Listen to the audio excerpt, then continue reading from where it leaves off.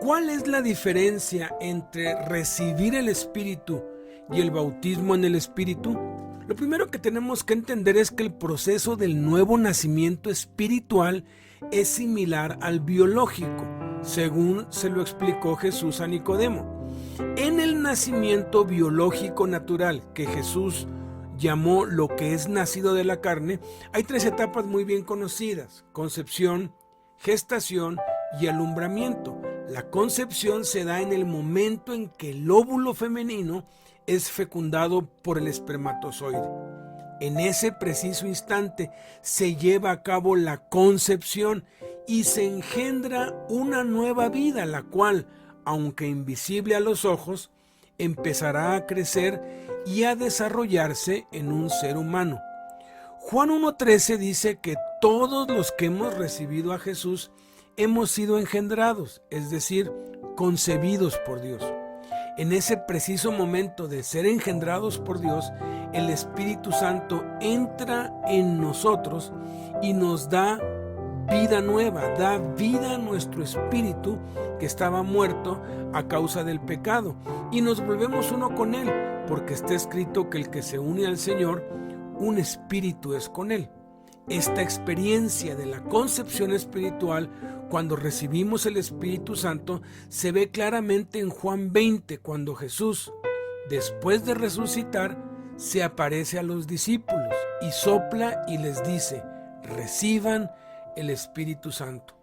4 días antes ya les había dicho que el Espíritu Santo estaba con ellos, pero que iba a estar en ellos, esto es, a morar dentro de ellos. Esta fue la concepción espiritual de los discípulos y aparentemente nada pasó.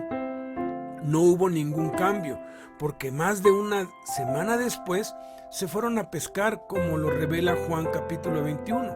Los discípulos recibieron el Espíritu Santo la misma noche del día que Jesús resucitó, pero no salieron a predicar ni nada extraordinario sucedió en sus vidas, tal como sucede hoy con los que reciben a Jesús. Aparentemente no pasa nada, como en la concepción biológica, pero a partir de allí empiezan a suceder cambios lenta y paulatinamente. Entonces, recibimos el Espíritu Santo desde el momento en que creemos en Jesús, y a partir de allí Cristo empieza a ser formado en nosotros en el periodo de la gestación. El periodo de la gestación biológicamente es de 9 meses por lo general y depende mucho de la alimentación y cuidados de la madre. Espiritualmente hablando, cuando alguien recibe a Cristo, aparentemente no sucede nada, como en la concepción biológica.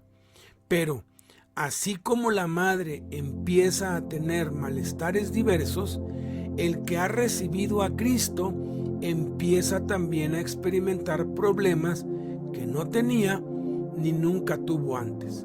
Eso sucede en la mujer embarazada porque un ser humano se está formando dentro de ella. Y en los que hemos recibido a Cristo, Pablo lo describe así: hijitos míos, por quienes vuelvo a sufrir dolores de parto hasta que Cristo sea formado en ustedes. Gálatas 4:19. El periodo de gestación espiritual no depende de un reloj biológico, sino de la palabra de Dios que se recibe, como está escrito: siendo renacidos, no de simiente corruptible, sino de simiente incorruptible, por la palabra de Dios que vive y permanece para siempre. Eso está en 1 de Pedro 1:23.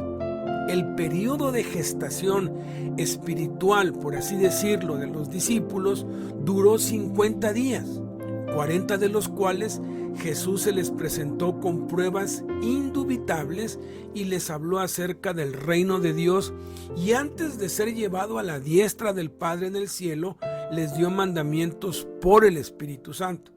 Después que los discípulos vieron a Jesús ascender al cielo, se fueron a Jerusalén y estuvieron 10 días orando y esperando en un aposento alto, hasta el día de Pentecostés, cuando iban a ser bautizados en el Espíritu Santo, es decir, iban a nacer de nuevo, manifestando los resultados del nuevo nacimiento, que son los mismos del bautismo en el Espíritu Santo. Esa es, pues, la diferencia entre recibir el Espíritu Santo y ser bautizados con el Espíritu Santo. Cuando recibimos a Cristo, recibimos el Espíritu Santo y fuimos engendrados por Dios. A partir de allí, inicia el periodo de gestación espiritual, que es Cristo formándose en nosotros. Y después de un tiempo, que pueden ser semanas, meses, años o décadas, dependiendo de cuánta palabra de Dios recibimos, entonces viene el nuevo nacimiento espiritual, que es el bautismo en el Espíritu Santo. Y es cuando pasamos de nada más recibir la palabra y depender espiritualmente de otros, así como el bebé nada más recibe de su madre y depende totalmente de ella, a compartir la palabra con otros y a alimentarnos de la palabra y a orar por nosotros mismos.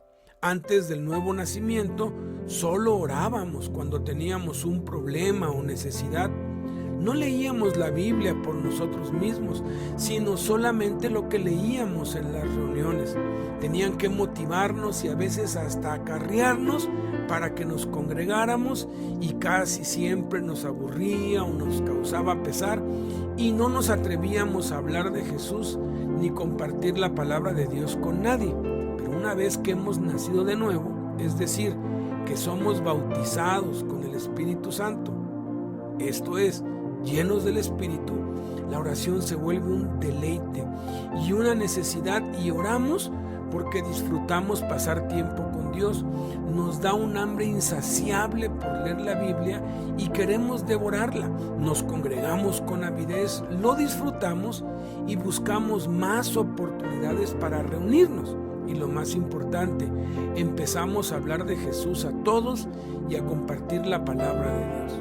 Eso es lo que muchos llaman el primer amor, y debería ser permanente, y nunca deberíamos dejar de estar llenos del Espíritu Santo. Por eso se nos demanda que seamos continuamente llenos del Espíritu Santo cada día por el resto de nuestras vidas.